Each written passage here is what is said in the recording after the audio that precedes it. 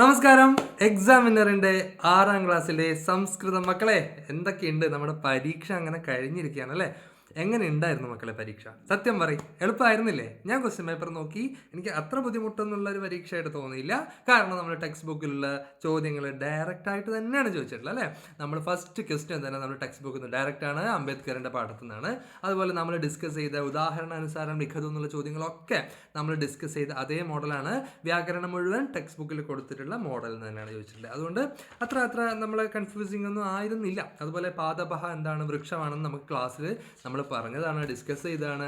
ചിത്രങ്ങൾ നോക്കി എഴുതുന്നതാണെങ്കിലും എളുപ്പമാണ്. സംഖ്യകൾ നമ്മൾ ഉചിതഗണം ചിത്വാലിഖിതം എന്ന് പറഞ്ഞിട്ട് സംഖ്യകൾ കൊടുത്തതും എളുപ്പമാണ്. അഹം വരുമ്പോൾ എന്ത് വരും എന്നുള്ളത് നിങ്ങൾക്ക് അറിയാം.